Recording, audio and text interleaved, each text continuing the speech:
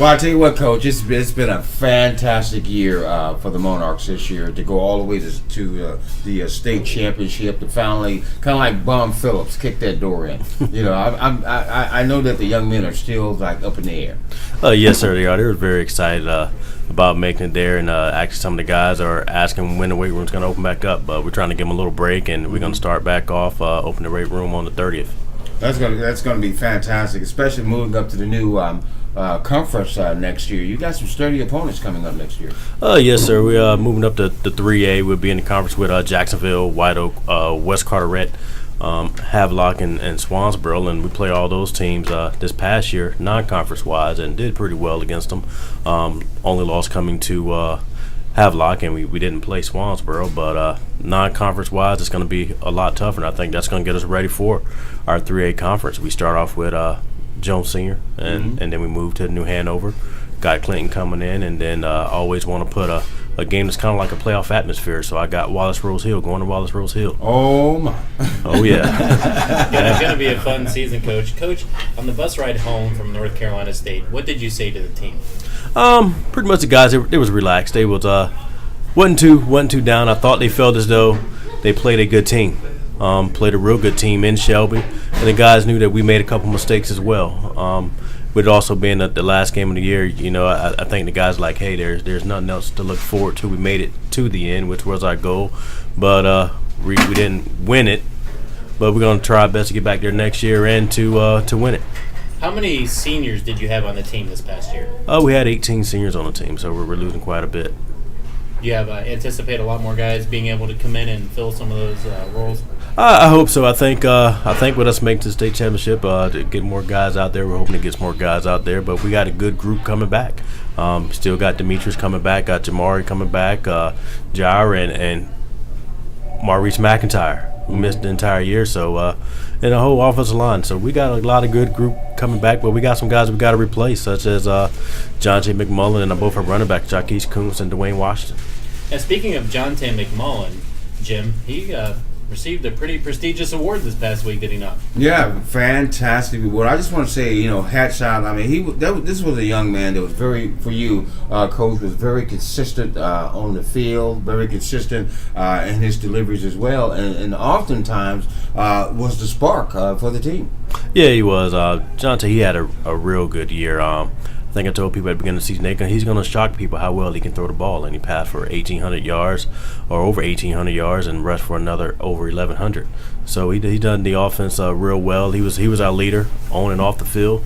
A couple games there where we needed a play to happen. He was the guy that made those plays. Mm-hmm. And he was the area player of the year, and also he set a career high in the state championship game. He passed for 225 yards against a very good Shelby defense.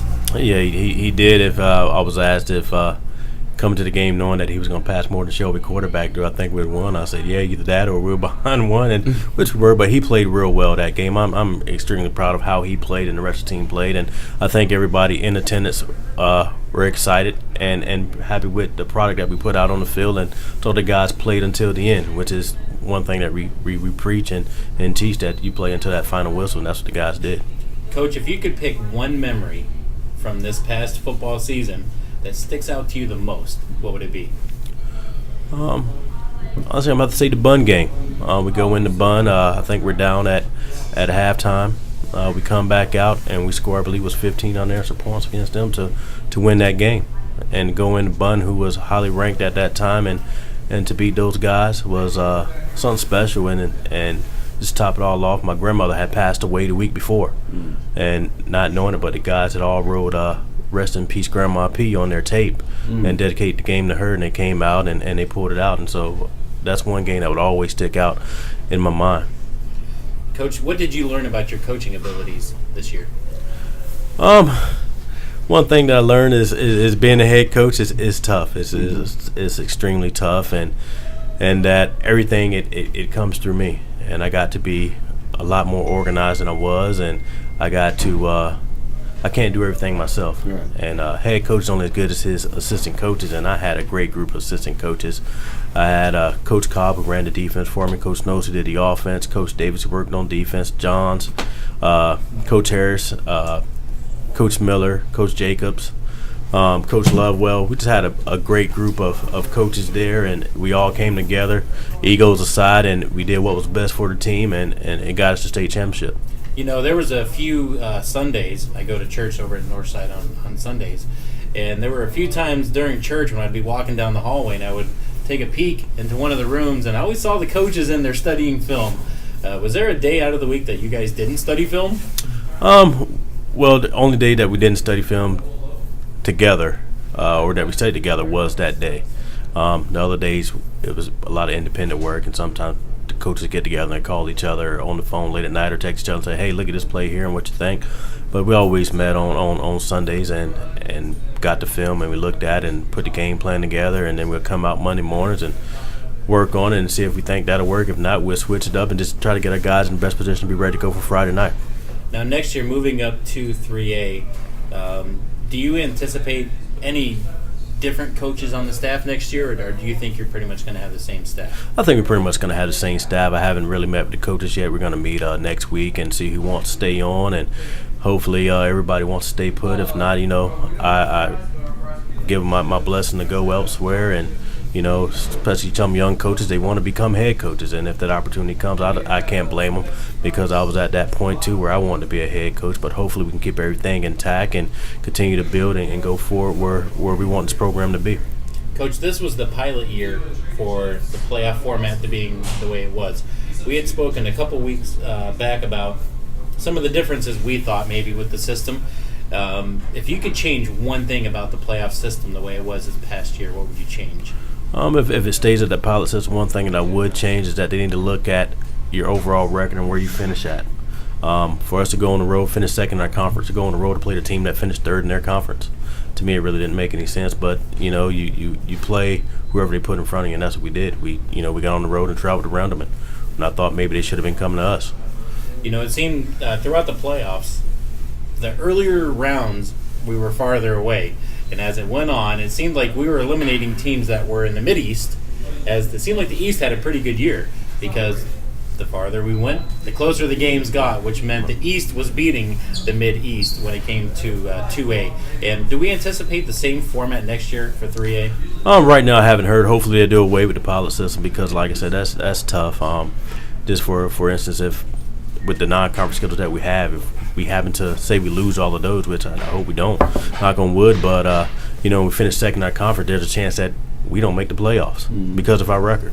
So I think if they keep that same system, one thing they need to look at is strength of schedule, because a lot of teams are going to try to add cupcakes, and us being Northside, easy teams not going to come into playoffs. We're looking forward to this upcoming year, though, and really looking forward to 3A and seeing some of the challenges that you and your staff are going to face. Yeah, it's going to be a little bit tougher competition, I think. But as I said before, we play a lot of those teams this year, non-conference-wise. But moving up and then playoff-wise, you start seeing other teams that were 4A dropping down, like New Hanover. We got them on the schedule. You got Hanover dropping down. You got Hillside dropping down. And then playoff-wise, you got to face a lot of Fayetteville schools. So it's going to be a little bit tougher, but we're up for the challenge. I got a lot of guys coming back, and we're excited.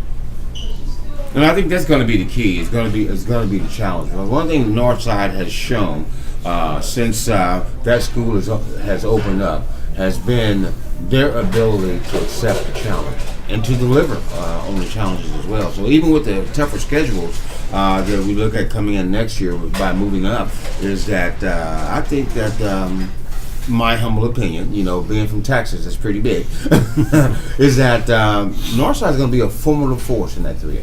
Yeah, we hope so. Like I said, we're not going to back down for anybody. And actually, we're looking for one game now. We need a week 6 or a week 7 game. And if you're within a reasonable drive, we'll come to you, or you can come to us. We'll switch it up each year. But we need one more game, and we're not going to back down or avoid anybody.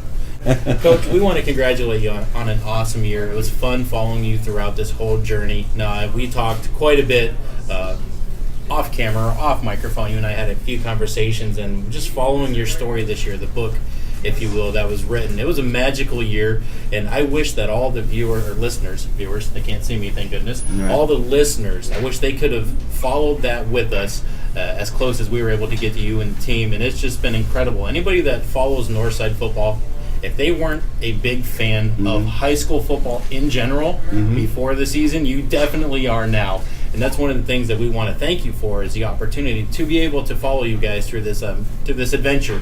As it's been pretty special, if you will, especially for us as well, as there's a lot of broadcasters who never get the opportunity to call a state championship game. Mm-hmm. And being that this is the second full year that we called Northside High School football, to give us that opportunity was awesome. We had our own room, if you will, in North Carolina State University. It was bi-level. We had catering.